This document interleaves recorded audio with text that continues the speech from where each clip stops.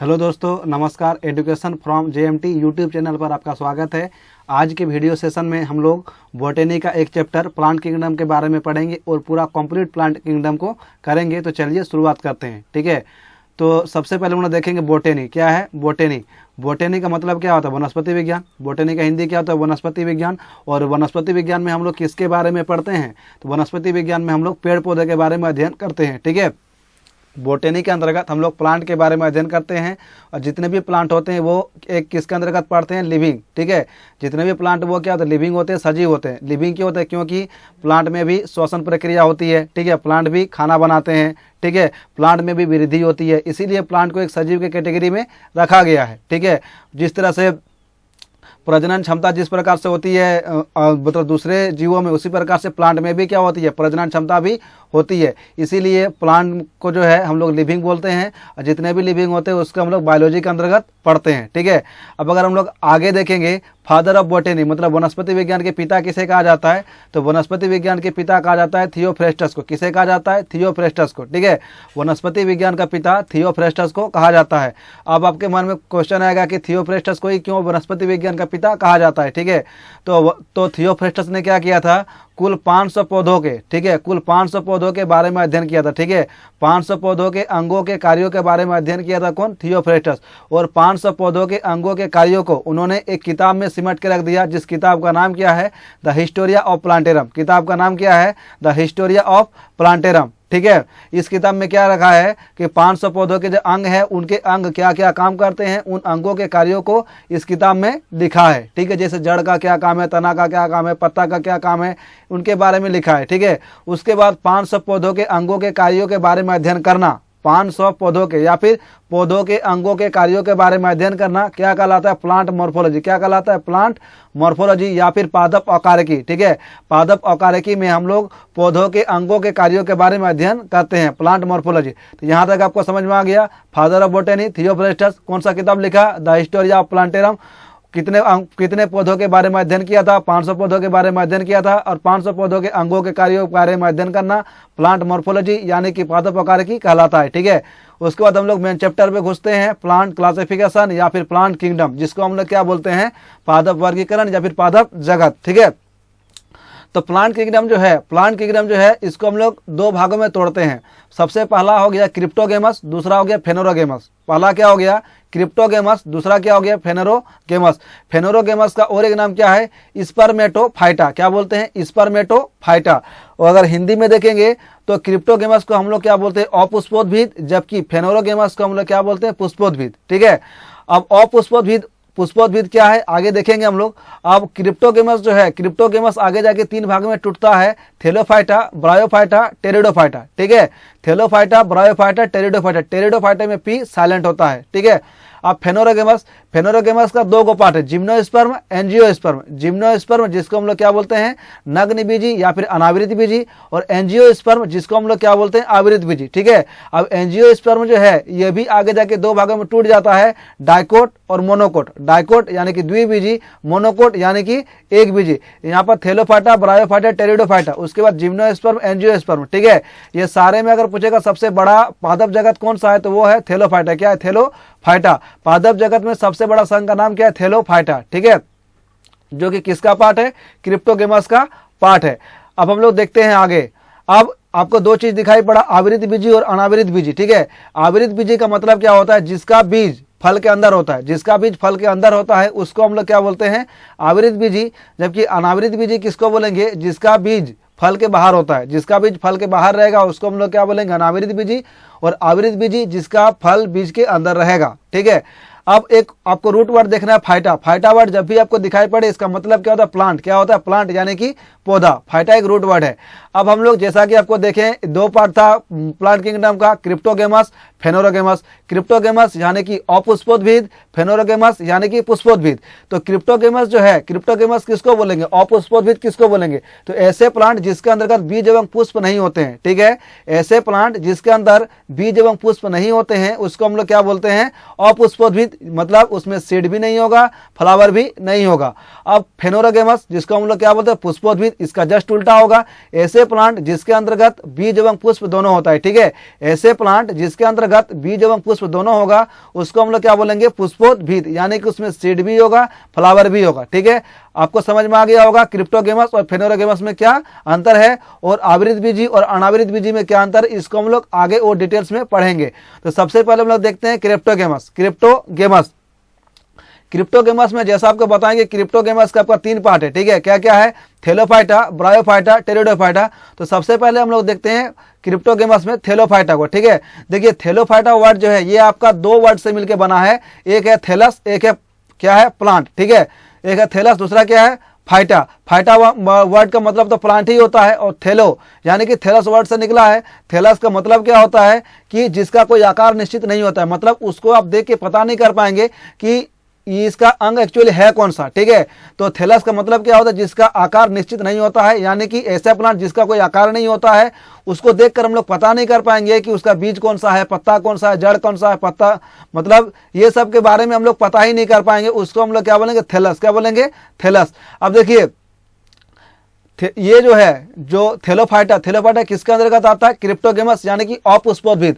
तो अपुष्पोद्भिद के अंतर्गत अगर आता है तो इसमें आपको क्या बोलें कि अपुष्पोद्भिद में आपका बीज नहीं रहेगा, पुष्प नहीं रहेगा। इसका मतलब थैलोफाइटा में भी क्या होगा, थैलोफाइटा में भी आपका बीज और पुष्प नहीं पाए जाते हैं, बीज और पुष्प नहीं पाए जाते हैं। ठीक है, उसके बाद इसमें और क्या विशेषता है, इसमें संवहन तंत्र की भी अनुपस्थिति होती है, यानी कि जो आपका थैलोफाइटा ग्रुप है, थैलोफाइटा ग्रुप में आपका एब्सेंस ऑफ वैस्कुलर सिस्टम रहेगा, यानी कि संवहन तंत्र की अनुपस्थिति रहेगी। संवहन तंत्र में आपको 2 ही चीज याद रखना है, जाइलम और फ्लोएम, मतलब जाइलम और फ्लोएम नहीं पाया जाएगा। ठीक है, इसी को हम लोग क्या बोलते हैं, संवहन तंत्र। उसके बाद पादप जगत का सबसे बड़ा संघ आपको बता ही दिए, पादप जगत का सबसे बड़ा संघ क्या है, थैलोफाइटा। एग्जाम्पल मतलब थैलोफाइटा के अंतर्गत किसको किसको देखना है, तो सबसे पहले है शैवाल, फिर कवक, फिर जीवाणु, फिर क्या है, लाइकेन। शैवाल, कवक, जीवाणु और क्या है, लाइकेन।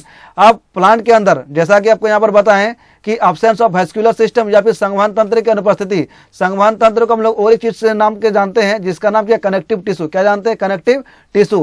प्लांट के अंदर 2 तरह के कनेक्टिव टिश्यू होते हैं, यानी कि संयोजी उत्तक होते हैं, जिसको हम लोग वैस्कुलर सिस्टम कहते हैं। ठीक है, या फिर जो वैस्कुलर सिस्टम का काम करते हैं।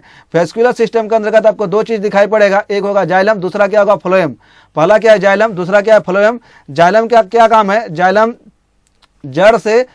क्या करते हैं, जड़ से खनिज लवण एवं पानी को, जड़ से खनिज लवण एवं पानी को पत्तियों तथा अन्य भागों तक पहुंचाते हैं। जबकि फ्लोएम का क्या काम है, पत्ता में जो खाना बन गया, ठीक है, पत्ता में जो खाना बन गया उसको पौधों के अन्य भागों तक पहुंचाते हैं, यही काम है फ्लोएम का। फ्लोएम से फूड याद रखना है, ठीक है, और जाइलम से जल याद रखना है। ठीक, यही था संवहन तंत्र, जो कि आपका थैलोफाइटा में नहीं पाया जाता है। ठीक है, अब आगे बढ़ते हैं। तो थैलोफाइटा का एग्जाम्पल जो आप लोग देखें, थैलोफाइटा के एग्जाम्पल में हम लोग शैवाल देखें, कवक देखें, जीवाणु देखें और लाइकेन देखें। ठीक है, तो सबसे पहले हम लोग देखते हैं शैवाल को, एल्गी जिसको बोलते हैं। तो शैवाल के बारे में अध्ययन करना अगर पूछा जाएगा, शैवाल के बारे में अध्ययन करना कहलाता है फाइकोलॉजी। क्या कहलाता है, फाइकोलॉजी। शैवाल के बारे में अध्ययन करना फाइकोलॉजी कहलाता है। और शैवाल कौन सा संघ के अंतर्गत आएगा, तो आपको पहले ही बताएं थैलोफाइटा ग्रुप के अंतर्गत आता है। शैवाल कौन सा संघ के अंतर्गत आएगा, थैलोफाइटा। और अगर पूछा जाएगा कि शैवाल का संरचना कैसा होती है, तो शैवाल का संरचना जो है सिंपल थैलोइड स्ट्रक्चर होता है। थैलोइड का मतलब क्या होता है, थैलस। क्या होता है, थैलस। तो सिंपल थैलोइड स्ट्रक्चर, यानी कि थैलोइड वर्ड भी जो है वो थैलस से निकला। थैलस का मतलब आपको क्या बताएं कि इसका हम लोग आकार निश्चित नहीं होता है, मतलब हम लोग पता नहीं कर पाएंगे कि इसका जड़ कौन सा है, पत्ता कौन सा है, तना कौन सा है। आप शैवाल को देखेंगे, शैवाल को देखकर आप पता नहीं लगा पाएंगे कि शैवाल का जड़ कौन सा है, पत्ता कौन सा है, तना कौन सा है। ठीक है, कुछ भी पता नहीं कर पाते हैं, इसीलिए इसको हम लोग क्या बोलते हैं, थैलोइड। क्या बोलते हैं, थैलोइड बोलते हैं। ठीक है, तो जितने भी थैलोफाइटा ग्रुप के पौधे हैं, ठीक है, सभी में वैस्कुलर सिस्टम एब्सेंट होता है, इसीलिए शैवाल में भी वैस्कुलर सिस्टम नहीं पाया जाता है, यानी कि जाइलम और फ्लोएम नहीं पाया जाता है, कनेक्टिव टिश्यू नहीं पाए जाते हैं। ठीक है, इसमें क्लोरोफिल पाया जाता है, क्लोरोफिल यानी कि हरित लवक पाया जाता है, किसमें, शैवाल में। ठीक है, पाया जाता है, जबकि कवक में क्लोरोफिल नहीं पाया जाता है। और जितने भी ऐसे पौधे हैं जो देखने में हरा होते हैं, और हरा वाले पौधे जितने भी है सभी में क्लोरोफिल पाया जाता है। ठीक है, पत्तियों का जो हरा रंग होता है वह क्लोरोफिल के कारण ही होता है। इसीलिए शैवाल जो होता है, शैवाल दिखने में कैसा होता है, शैवाल दिखने में एक्चुअली हरा होता है, इसीलिए हरे रंग में क्लोरोफिल पाया जाता है, इसीलिए शैवाल में भी क्लोरोफिल पाया जाता है, जबकि कवक में क्लोरोफिल नहीं पाया जाता है। अगर पूछा जाएगा कि शैवाल का जो कोशिका भित्ति है, कोशिका भित्ति का मतलब क्या होता है, दीवार। क्या होता है, दीवार। ठीक है, अगर पूछा जाएगा कि शैवाल का जो कोशिका भित्ति है वो किसका बना होता है, शैवाल का जो कोशिका भित्ति होता है वो सेलुलोज का बना होता है। ठीक है, शैवाल का कोशिका भित्ति किसका बना होता है, सेलुलोज। और सेलुलोज जो होता है एक प्रकार का कार्बोहाइड्रेट होता है। ठीक है, सेलुलोज एक प्रकार का क्या होता है, कार्बोहाइड्रेट। अब हम लोग आगे देखते हैं। तो अभी आपको क्या बताएं, क्लोरोफिल पाया जाता है, ठीक है। और क्लोरोफिल की उपस्थिति में हरे पौधे क्या करते हैं, प्रकाश संश्लेषण की क्रिया करते हैं, यानी कि खाना बनाते हैं, ठीक है। तो चूंकि शैवाल में क्लोरोफिल की उपस्थिति पाई जाती है, इसलिए शैवाल भी चूंकि शैवाल में क्लोरोफिल की उपस्थिति पाई जाती है, ठीक है, इसलिए शैवाल में भी प्रकाश संश्लेषण की क्रिया होती है, यानी कि शैवाल भी खाना बनाते हैं, ठीक है।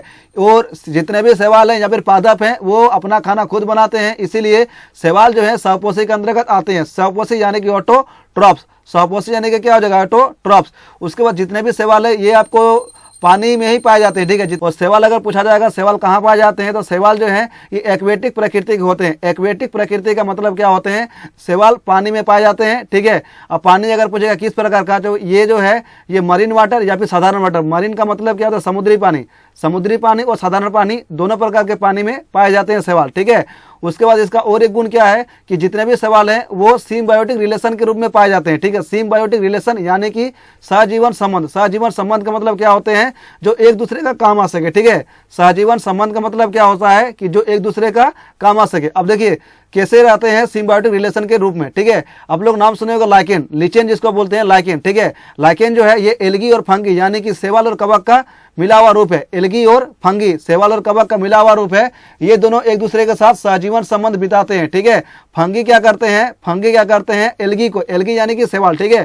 फंगी क्या करते हैं, एल्गी को जल देते हैं, और एल्गी क्या करते हैं, फंगी को, एल्गी क्या करते हैं, फंगी को खाना देते हैं, ठीक है। तो ये दोनों क्या करते हैं, एक जीवन में बंधे हुए हैं सहजीवन संबंध में, और एक दूसरे का हेल्प करते हैं, ठीक है। इसीलिए इसको क्या बोला जाता है, सहजीवन संबंध के रूप में भी पाए जाते हैं, ठीक है। दो अलग अलग किंगडम के ऑर्गेनिज्म, ठीक है, दो अलग अलग किंगडम के ऑर्गेनिज्म एक साथ रहना सिम्बायोटिक रिलेशन कहलाता है। आपको समझ में आ गया होगा। एल्गी क्या देता है फंगी को, एल्गी देता है खाना, ठीक है, और फंगी क्या देता है एल्गी को, ये देता है जल। तो दोनों एक दूसरे के साथ बंधे हुए हैं, ठीक है। और दो अलग अलग किंगडम जब एक दूसरे के साथ बंधे हुए रहते हैं उसी को हम लोग क्या बोलते हैं, सिम्बायोटिक रिलेशन। लाइकेन पूछेगा, लाइकेन एल्गी और फंगी, ठीक है, यानी कि शैवाल और कवक का मिला हुआ रूप है।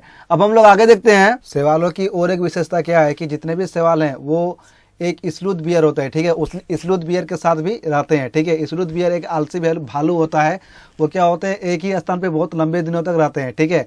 तो उन पर भी शैवाल उग आते हैं, स्लूथ बियर के साथ भी शैवाल पाए जाते हैं, ठीक है। ये आपको सिर्फ याद रखना है, ठीक है। उसके बाद आपको याद रखना है कि जितने भी शैवाल हैं वो लोग जो है अपना जो एक्स्ट्रा खाना बना लेते हैं, ठीक है। एक्स्ट्रा खाना बना के वो कहाँ पे रखते हैं, ठीक है। तो एक्स्ट्रा खाना बना के जो रखते हैं, जो एक्स्ट्रा खाना है उसको हम लोग क्या बोलते हैं, स्टोरेज फूड या फिर रिजर्व फूड। इसी को हम लोग क्या बोलते हैं, संग्रहित खाना। वो जड़ में रखते हैं, कहाँ रखते हैं, जड़ में। और किस रूप में रखते हैं, तो वो स्टार्च के रूप में रखते हैं, ठीक है। तो अगर पूछा जाएगा कि जितने भी शैवाल हैं, ठीक है, वो लोग अपना एक्स्ट्रा खाना किस रूप में रखते हैं, स्टार्च के रूप में रखते हैं। अगर पूछा जाएगा कहाँ पर, तो जड़ में, ठीक है। स्टार्च जो है एक प्रकार का क्या होता है, कार्बोहाइड्रेट होता है, ठीक है। उसके बाद हम देखेंगे एल्गी में रिप्रोडक्शन। एल्गी का मतलब शैवाल है, ठीक है। एल्गी का रिप्रोडक्शन यानी कि प्रजनन किस ढंग से होता है, तो एल्गी में जो रिप्रोडक्शन होता है, प्रजनन होता है, मतलब प्रजनन का मतलब ये होता है अपने जैसे जाति का निर्माण करना, ठीक है।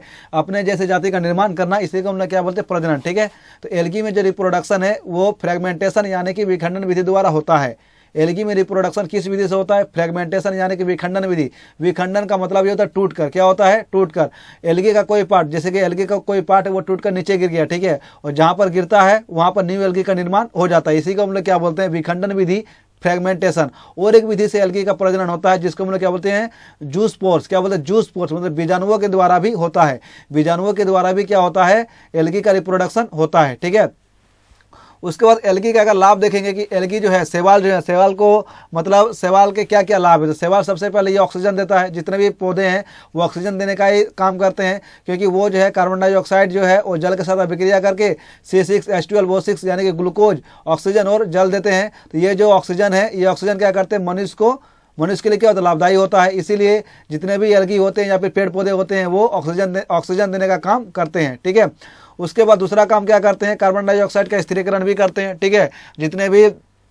जितने भी शैवाल हैं वो कार्बन डाइऑक्साइड का स्थिरीकरण करते हैं। स्थिरीकरण का मतलब क्या होता है कि जब वातावरण में कार्बन डाइऑक्साइड की मात्रा बढ़ जाती है तो उसे कंट्रोल करने का यानी कि संतुलन करने का काम कौन करता है, तो एल्गी करते हैं, यानी कि शैवाल करते हैं। और ये एल्गी जो है, एल्गी को हम लोग फूड की तरह भी खाते हैं, ठीक है। जितने भी एल्गी हैं उसको हम लोग फूड यानी कि खाना की तरह भी लोग को हम लोग यूज करते हैं, ठीक है। आप लोग को याद होगा कि सेकंड वर्ल्ड वार जो हुआ था 1939 से 1945 के बीच में, ठीक है। उस टाइम जितने भी सैनिक थे वो लोग सेकंड वर्ल्ड वार में एल्गी एलगी को खाकर ही जिंदा रहे थे, ठीक है। जितने भी शैवाल हैं, ठीक है, उसी को खाकर अपना जीवन यापन करते थे। और अभी भी अंतरिक्ष यान में जो है, अंतरिक्ष यान जो व्यक्ति जाते हैं वो लोग उतना सारा खाना पैक करके नहीं ले जा सकते हैं, तो वो क्या लेकर जाते हैं, शैवाल को लेकर जाते हैं, ठीक है।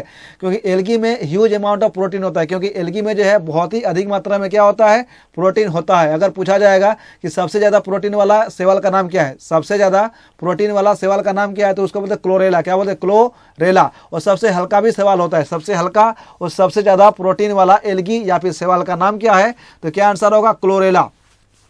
क्लोरेला एक ऐसा शैवाल है जिसे अंतरिक्ष यात्री अपने साथ ले जाते हैं, ठीक है, खाने के लिए, अपना जीवन यापन करने के लिए अंतरिक्ष यात्री जो है इसको अपने साथ लेकर चल जाते हैं, क्लोरेला को, ठीक है। क्यों लेकर जाते हैं कि क्लोरेला का जो है रिप्रोडक्शन बहुत ही तेजी से होता है और ये ऑक्सीजन भी देता है और प्रोटीन भी देता है। ये तीन काम करते हैं क्लोरेला, ठीक है।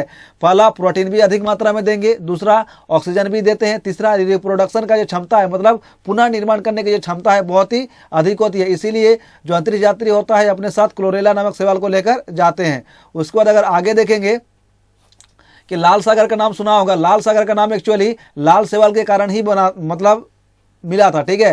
जो लाल सागर का जो नाम है, लाल सागर का नाम लाल शैवाल के नाम से ही मतलब मिला है। उस लाल शैवाल का नाम क्या है, ट्राइकोटेशियम। क्या नाम है, ट्राइकोटेशियम। ट्राइकोटेशियम जो है यह लाल शैवाल है जिसके कारण लाल सागर नाम पड़ा है। उसके बाद कछुआ के पीठ पर भी जम जाता है। जिस तरह से आपको बोले कि जो एगो भालू है, ठीक है, आलसी भालू, उस पर जमा था, उसी प्रकार कछुआ के पीठ पर भी जम जाता है। उस शैवाल का नाम क्या है, प्रोटोडर्मा शैवाल। क्या बोलते हैं उसको, प्रोटोडर्मा शैवाल। यहाँ तक हो गया। उसके बाद इसका लैब में भी यूज करते हैं। जो माइक्रोबायोलॉजी का जो लैब है, ठीक है, माइक्रोबायोलॉजी का जो लैब है वहाँ पर एक जेल का निर्माण होता है, ठीक है। माइक्रोबायोलॉजी का जो लैब है वहाँ पर एक जेल का निर्माण होता है। उस जेल का नाम है अगर अगर। क्या नाम है, अगर अगर। ये अगर अगर जो जेल है ये किससे बनता है, एलगी से बनता है। एलगी यानी कि शैवाल से बनता है, ठीक है। लैब में, माइक्रोबायोलॉजी का लैब में एक जेल बनाया जाता है। उस जेल का नाम क्या है, अगर अगर। ये भी किससे बनाए जाते हैं, एलगी यानी कि शैवाल से बनता है। अगर पूछेगा कौन सा शैवाल से बनता है, तो जेलिडियम और ग्रेसिलेरिया। क्या बोले, जेलिडियम और ग्रेसिलेरिया, ये दोनों से ही क्या बनते हैं, माइक्रोबायोलॉजी के लैब में एलगी मतलब जो जेल है उसका निर्माण होता है, गैलिडियम और ग्रेसिलेरिया। उसके बाद अगर पूछा जाएगा प्रकाश संश्लेषण की जो क्रिया है, प्रकाश संश्लेषण की क्रिया सबसे पहले किसमें खोजा गया था। उसके बाद अगर पूछा जाएगा कि प्रकाश संश्लेषण की जो क्रिया है सबसे पहले कौन सा पादप में खोजा गया था, तो वो था एलगी मतलब शैवाल में। प्रकाश संश्लेषण की जो क्रिया है सबसे पहले शैवाल में खोजा गया था, ठीक है। और पूछेगा कौन सा शैवाल में, तो क्लोरेला और बोलोनिया। क्लोरेला और बोलोनिया शैवाल में सबसे पहले प्रकाश संश्लेषण की जो क्रिया है उसको खोजा गया था। और ये दोनों कौन सा ग्रुप में आएंगे, थैलोफाइटा में आएंगे, ठीक है। उसके बाद अगर पूछा जाएगा जो शैवाल है, शैवाल कितने प्रकार के होते हैं या फिर एलगी कितने प्रकार के होते हैं, शैवाल यानी कि एलगी कितने प्रकार के होते हैं, तो आपका जो शैवाल है, शैवाल आपका 4 प्रकार के होते हैं। पहला हो गया ग्रीन एलगी। ग्रीन एलगी जिसको हम लोग क्या बोलते हैं, हरे शैवाल। ग्रीन एलगी को हम लोग क्या बोलते हैं, हरे शैवाल। और कोई भी जो रंग है, रंग देने का काम कौन करती है, पिगमेंट करती है। तो हरा शैवाल जो है उसका हरा रंग क्यों है, क्योंकि उसमें क्लोरोफिल पिगमेंट पाया जाता है, ठीक है। हरा शैवाल के हरे रंग के होने का कारण क्या है, क्योंकि उसमें क्लोरोफिल पिगमेंट पाया जाता है। क्लोरोफिल का भी आगे जाके टाइप देखेंगे तो क्लोरोफिल में कौन सा क्लोरोफिल पाया जाता है, मतलब ग्रीन एलगी में, तो क्लोरोफिल ए और क्लोरोफिल बी। क्लोरोफिल ए और क्लोरोफिल बी नामक पिगमेंट पाया जाता है हरे शैवाल में, ठीक है। उसके बाद इसे हम लोग क्या बोलते हैं, क्लोरोफाइकी भी कहते हैं। क्या बोलते हैं, क्लोरोफाइकी भी कहा जाता है। इसे क्लोरोफाइकी भी कहा जाता है। क्लोरोफाइकी, देखिए फाइकी वर्ड जब भी आएगा, फाइकी वर्ड का मतलब क्या होता है, एलगी। फाइकी वर्ड का मतलब क्या होता है, एलगी, ठीक है। इसे क्लोरोफाइकी भी कहा जाता है। अगर इसका एग्जाम्पल देखेंगे, हरे शैवाल का एग्जाम्पल, तो क्या हो जाएगा, वॉल्वैक्स और क्या हो जाएगा, कारा। एक हो जाएगा वॉल्वैक्स, एक क्या हो जाएगा, कारा। ये हरे शैवाल के क्या है, उदाहरण है, ठीक है। उसके बाद देखते हैं दूसरा ब्राउन एलगी, यानी कि भूरे रंग का शैवाल, ब्राउन एलगी। और ब्राउन एलगी को हम लोग फियोफाइकी बोलते हैं। क्या बोलते हैं, फियोफाइकी भी कहा जाता है। फाइकी का मतलब क्या बताएंगे आपको, एलगी, ठीक है। फाइकी का मतलब क्या होता है, एलगी। और ब्राउन भूरे रंग के होने का कारण क्या है, इसमें कौन सा पिगमेंट पाया जाता है, तो यहाँ पिगमेंट पाया जाता है फ्यूकोजेंथिन। क्या पाया जाता है, फ्यूकोजेंथिन नामक पिगमेंट पाया जाता है, जिसके कारण ये शैवाल भूरे रंग के होते हैं। अगर पूछेगा कौन सा क्लोरोफिल पाया जाता है, तो क्लोरोफिल ए और क्लोरोफिल सी पाया जाता है। अगर ब्राउन एलगी का एग्जाम्पल देखेंगे तो ब्राउन एलगी का एग्जाम्पल है ल्यूमिनेरिया। क्या है, ल्यूमिनेरिया। ये होगी हम लोग का ब्राउन एलगी। उसके बाद आगे देखते हैं, आगे हम लोग का है रेड कलर एलगी, मतलब लाल शैवाल, ठीक है। रेड कलर एलगी यानी कि लाल शैवाल। लाल शैवाल को हम लोग क्या बोलते हैं, रेडोफाइकी। क्या बोलते हैं, रेडोफाइकी। और लाल कलर होने का कारण क्या है, इसमें फाइकोसेरथ्रिन। क्या है, फाइकोसेरथ्रिन, ठीक है। फाइकोसेरथ्रिन मतलब पाया जाता है, पिगमेंट पाया जाता है, जिसके चलते ये रेड कलर के होते हैं। अगर पूछेगा रेड कलर एल्गी में रेड जो लाल रंग के शैवाल है उसमें कौन सा क्लोरोफिल पाया जाता है, तो इसमें जो है क्लोरोफिल ए और क्लोरोफिल डी पाया जाता है, क्लोरोफिल ए और क्लोरोफिल डी पाया जाता है। अगर पूछेगा इसका एग्जाम्पल क्या है, तो जेलिडियम, ठीक है, रेड कलर एल्गी का एग्जाम्पल क्या है, जेलिडियम, लाल शैवाल का मतलब एग्जाम्पल क्या है, जेलिडियम। उसके बाद आ जाते हैं ब्लू ग्रीन एल्गी, जिसको हम लोग बोलते हैं नील हरित शैवाल, ब्लू ग्रीन एल्गी जिसको हम लोग क्या बोलते हैं, नील हरित शैवाल। तो नील हरित शैवाल को हम लोग क्या बोलते हैं, साइनोफाइकी, क्या बोलते हैं, साइनोफाइकी, ठीक है। साइनो वर्ड जब भी आएगा, साइनो वर्ड का मतलब ये होता है नीला, क्या होता है, नीला, ठीक है। साइनोफाइकी भी कहा जाता है नील हरित शैवाल को। अगर पूछेगा नील हरित शैवाल होने का पीछे कारण क्या है, नीला हरा क्यों होता है, उसका जो पिगमेंट है वो है फाइकोसियानिन, क्या है, फाइकोसियानिन, फाइकोसियानिन नामक पिगमेंट पाया जाता है, जिसके कारण ये कैसा रंग होता है, नील हरित शैवाल पाया जाता है, ठीक है। अगर इसका एग्जांपल देखेंगे तो इसका एग्जांपल एनाबेना, ठीक है, ब्लू ग्रीन एल्गी का एग्जांपल क्या, एनाबेना। एनाबेना जो है, ठीक है, धरती में सबसे पहले आने वाले जीव, ठीक है, धरती में सबसे पहले आने वाले जीव जो है ब्लू ग्रीन एल्गी ही थे। धरती में सबसे पहले आने वाला जीव का नाम है क्या है, ब्लू ग्रीन एल्गी, जिसका नाम है एनाबेना, ठीक है। और एनाबेना जो है उर्वरक का कार्य करता है, उर्वरक खाद उर्वरक जो होता है उसका काम करता है। खाद उर्वरक रूप में प्रयोग शैवाल का नाम क्या, नॉस्टेक और एनाबेना, ठीक है। ये कट गया थोड़ा सा, खाद उर्वरक लिखा हुआ है, खाद उर्वरक के रूप में प्रयोग शैवाल का नाम क्या है, नॉस्टेक या फिर एनाबेना, दोनों जो है खाद उर्वरक का काम करते हैं। उसके बाद आगे देखते हैं, अगर पूछा जाएगा कि जानवरों में सबसे पहले क्या आया था, तो जानवरों में सबसे पहले आया था प्रोटोजोआ, क्या आया था, प्रोटोजोआ। लेकिन पौधा में सबसे पहले क्या आया था, ब्रायोफाइटा में काई, क्या आया था, काई या फिर मॉस, काई या फिर क्या बोलते हैं, मॉस, ठीक है। यही था हम लोग का पूरा थैलोफाइटा, ठीक है। अब हम लोग देखते हैं नेक्स्ट को, थैलोफाइटा के बाद देखते हैं ब्रायोफाइटा को। तो ब्रायोफाइटा में जैसा कि आपको बताएं कि ब्रायोफाइटा है क्रिप्टोगेमस का ही पार्ट है। देखिए थैलोफाइटा हम लोग का कंप्लीट हो गया, अब हम लोग देखते हैं ब्रायोफाइटा को, ठीक है। तो ब्रायोफाइटा को देख लेते हैं। ब्रायोफाइटा को हम लोग उभयचरी पादप कहा जाता है, ठीक है। ब्रायोफाइटा को हम लोग क्या बोलते हैं, उभयचरी पादप बोलते हैं, यानी कि एम्फीबियंस प्लांट बोलते हैं, ठीक है। एम्फीबियंस प्लांट का मतलब क्या होता है, ऐसे जीव जो धरती एवं पानी दोनों जगह पाए जाते हैं, ठीक है। ऐसे जीव जो धरती एवं पानी दोनों जगह पाए जाते हैं, यानी कि ब्रायोफाइटा में आने वाले जितने भी जीव हैं वो धरती एवं पानी दोनों जगह उग सकते हैं, ठीक है। उसके बाद ब्रायोफाइटा का जो नेचर होता है वो थैलस नेचर का होता है, ठीक है। ब्रायोफाइटा का नेचर कैसा होता है, थैलस नेचर का। थैलस का मतलब आपको क्या बताएं कि थैलस का मतलब क्या होता है, जिसका आकार निश्चित नहीं होता, जिसका आकार निश्चित नहीं होता है, मतलब आप उसको देखकर पता नहीं लगा पाएंगे कि ये इसका जड़ कौन सा है, तना कौन सा है, पत्ता कौन सा है, ठीक है। इस प्रकार की प्रकृति वाले जितने भी पौधे हैं उसको हम लोग क्या बोलते हैं, थैलस नेचर का है। उसके बाद इसमें वैस्कुलर सिस्टम नहीं पाया जाता, जितने भी ब्रायोफाइटा के पौधे हैं उसमें वैस्कुलर सिस्टम यानी कि संवहन तंत्र नहीं पाया जाता है, संवहन तंत्र नहीं पाया जाता है, इसका मतलब उसमें जाइलम और फ्लोएम नहीं पाया जाता है, ठीक है। उसके बाद क्लोरोफिल पाया जाता है, ब्रायोफाइटा के अंतर्गत जितने भी पौधे हैं उसमें क्लोरोफिल पाया जाता है। और स्वपोषी जीव होते हैं, स्वपोषी जीव का मतलब होते हैं जो जीव अपना भोजन खुद बनाते हैं, उसको हम लोग क्या बोलते हैं, स्वपोषी जीव बोलते हैं, ठीक है। उसके बाद इसमें और एक चीज क्या ध्यान रखना है कि ब्रायोफाइटा के अंतर्गत ब्रायोफाइटा वाले जितने भी जीव हैं या फिर पौधे हैं उनका जो रिप्रोडक्टिव पार्ट है उसका अलग अलग होता है, मतलब इसमें जो रिप्रोडक्शन के लिए दोनों भाग लेते हैं, मेल वाला भी भाग लेता है और फीमेल वाला भी, ठीक है। तो मेल सेक्स ऑर्गन जो है, मेल सेक्स ऑर्गन जिसको हम लोग क्या बोलते हैं, एंथ्रेडियम, क्या बोलते हैं, एंथ्रेडियम, जिसको बोलते हैं पूधानी, क्या बोलते हैं, पूधानी। जबकि फीमेल सेक्स ऑर्गन जो है इसको हम लोग क्या बोलते हैं, आर्कीगोनियम, क्या बोलते हैं, आर्कीगोनियम, स्त्री धानी। मतलब दोनों भाग लेते हैं, मेल सेक्स ऑर्गन भी और फीमेल सेक्स ऑर्गन भी, ठीक है। मेल सेक्स ऑर्गन का नाम क्या है, एंथ्रेडियम, जिसको पूधानी बोलते हैं। फीमेल सेक्स ऑर्गन का नाम क्या है, आर्कीगोनियम, जिसको स्त्रीधानी बोलते हैं। उसके बाद इसमें और एक चीज क्या याद रखना है ब्रायोफाइटा में कि इनकी जो जड़ है वो, इनकी जो जड़ है वो जड़ जैसा दिखने वाली तो होती है लेकिन वो जड़ एक्चुअली नहीं होती है। इनकी जो जड़ है वो जड़ों जैसे दिखने वाले तो होती है लेकिन ये जड़ बिल्कुल भी नहीं होती है, जिसे हम लोग क्या बोलते हैं, राइजोइड्स, क्या बोलते हैं, राइजोइड्स, यानी कि फॉल्स रूट, मतलब झूठी जड़ें कहा जाता है। अगर पूछा जाएगा कि कौन सा पादप जगत में, पादप जगत के संग में मतलब फॉल्स रूट पाया जाता है यानी कि झूठी जड़ पाया जाता है, ठीक है, तो क्या हो जाएगा, ब्रायोफाइटा, ठीक है। क्या होगा, ब्रायोफाइटा। उन झूठी जड़ों को हम लोग क्या बोलते हैं, राइजोइड्स, क्या बोलते हैं, राइजोइड्स, ठीक है। ये आपको दिख रहा होगा, ये जड़ के जैसा है, दिख रहा होगा लेकिन ये एक्चुअली में जड़ नहीं होता है। अब देखते हैं ब्रायोफाइटा के प्रकार। ब्रायोफाइटा दो प्रकार के होते हैं, एक होता है लिवर वुड्स प्लांट, क्या होता है, लिवर वुड्स प्लांट। दूसरा होता है मोसेस प्लांट, ठीक है। तो लिवर वुड्स प्लांट का मतलब क्या होता है, इसका नाम से ही स्पष्ट है कि इसका आकृति कैसा होगा, आकार कैसा होगा, लिवर का जैसा यानी कि यकृत का जैसा इस तरह का आपको दिखाई पड़ेगा, ठीक है। उसके बाद मोसेस, मोसेस का मतलब क्या होता है कि ये मुलायम होते हैं, ये पत्तों की तरह होती है। आपको इस ढंग से ये दिखाई पड़ेगी मोसेस वाला ब्रायोफाइटा। मतलब ब्रायोफाइटा दो ही प्रकार के होते हैं, लिवर वुड्स, दूसरा क्या हो गया, मोसेस। उसके बाद अगर दोनों के एग्जाम्पल देखें तो लिवर वुड्स प्लांट का एग्जाम्पल हो जाएगा लिवरवुड प्लांट का एग्जांपल हो जाएगा मार्केटेनिया, क्या हो जाएगा मार्केसेनिया या फिर मार्केटेनिया जो बोलिएगा आप, ठीक है।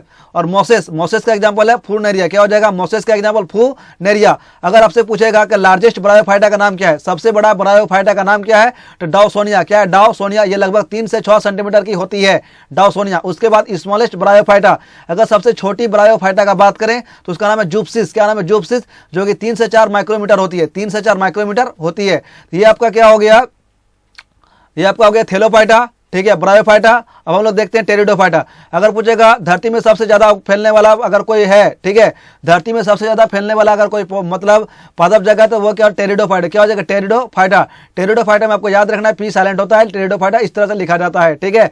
टेरिडोफाइटा को हम लोग क्या बोलते हैं, धरती में सबसे पहले आने वाला पादप, धरती पर सबसे पहले आने वाला पादप टेरिडोफाइटा के ही होते हैं, ठीक है। इसीलिए इसको क्या बोलते हैं टेरेस्टेरियल प्लांट, टेरेस्टेरियल प्लांट, धरती पर सबसे पहले आने वाला पादप। लेकिन किसके पहले, ये भी क्वेश्चन है कि धरती पर सबसे पहले आने वाला पादप कौन है, ये टेरिडोफाइटा। लेकिन शैवाल के बाद, ठीक है, शैवाल के बाद आने वाला दूसरा कोई अगर पादप है तो वो टेरिडोफाइटा, क्या है टेरिडोफाइटा। इसको हम लोग क्या बोलते हैं टेरेस्टेरियल प्लांट। अब पूछा जाएगा टेरेस्टेरियल प्लांट का मतलब क्या होता है, सबसे ज्यादा फैलने वाला, यह सबसे ज्यादा क्या होता है फैलता है, ठीक है।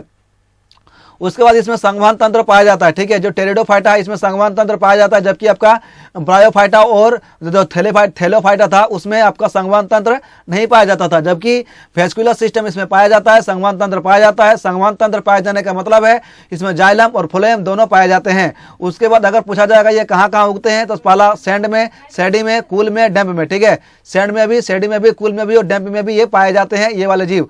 उसके बाद इसका एग्जाम्पल का बात करेंगे, ये फर्न्स, इसका एग्जाम्पल क्या हो जाएगा फर्न्स। इसका काम क्या है, जितने भी ऑर्नामेंट प्लांट है मतलब सजावटी पादप ग्रुप में आप देखे होंगे बहुत सारे ऑफिस वगैरह में कुछ सजावटी पादप लगे होते हैं, वो फर्न्स ही होते हैं, ऑर्नामेंटल प्लांट होते हैं और ये टेरिडोफाइटा ग्रुप के होते हैं, ठीक है। और टेरिडोफाइटा ग्रुप को हम लोग प्लांट किंगडम का रेप्टाइल्स बोलते हैं, यानी कि पादप जगत का सरीसृप। अगर पूछा जाएगा कि पादप जगत का सरीसृप किसे कहा जाता है तो आपका सिंपल आंसर क्या होना चाहिए टेरिडोफाइटा। लेकिन अगर पूछेगा पादप जगत का उभयचर किसे कहा जाता है तो आपका क्या आंसर होगा ब्रायोफाइटा। यही हम लोग का कंप्लीट हो गया, ठीक है, ब्रायोफाइटा, टेरिडोफाइटा, थेलोफाइटा। अब हम लोग नेक्स्ट देखते हैं फेनोरोगेमस, देखते हैं फेनोरोगेमस जिसको हम लोग क्या बोलते हैं पुष्पोद्भिद। पुष्पोद्भिद के बारे में आपको क्या बताएं, जिसमें आपका पुष्प भी रहेगा बीज भी रहेगा, ठीक है, इसके अंदर बीज पाए जाते हैं और फूल भी पाए जाते हैं, जिसको हम लोग क्या बोलते हैं पुष्पोद्भिद। और जितने भी पुष्पोद्भिद हैं वो दो प्रकार के होते हैं, एक हो गया जिम्नोस्पर्म, एक हो गया एंजियोस्पर्म, ठीक है, जिम्नोस्पर्म और एंजियोस्पर्म। उसके बाद जिम्नोस्पर्म जिसको हम लोग बोलते हैं अनावृत बीजी, ठीक है, और एंजियोस्पर्म मतलब क्या होता है आवृत बीजी। अनावृत बीजी का मतलब क्या होता है आपको पहले ही बता दिए। अनावृत बीजी का मतलब क्या होता है, जिसका बीज, ठीक है, फल के बाहर होता है, जिसका बीज फल के बाहर होता है उसको हम लोग क्या बोलते हैं एंजियोस्पर्म, या फिर सॉरी जिसके बीज फल के बाहर होता है, जिसके बीज फल के बाहर होता है उसको हम लोग क्या बोलते हैं जिम्नोस्पर्म, क्या बोलते हैं जिम्नोस्पर्म। अगर पूछेगा कि स्टडी अबाउट जिम्नोस्पर्म मतलब जिम्नोस्पर्म के बारे में अध्ययन करना, जिम्नोस्पर्म के बारे में अध्ययन करना क्या कहलाता है जिम्नोलॉजी, क्या कहलाता है जिम्नोलॉजी। अगर पूछेगा फादर ऑफ जिम्नोलॉजी, जिम्नोलॉजी के फादर कौन है, ये हो जाएगा कैम्ब्रेलिन, क्या हो जाएगा कैम्ब्रेलिन। कैम्ब्रेलिन को फादर ऑफ जिम्नोलॉजी कहा जाता है, ठीक है।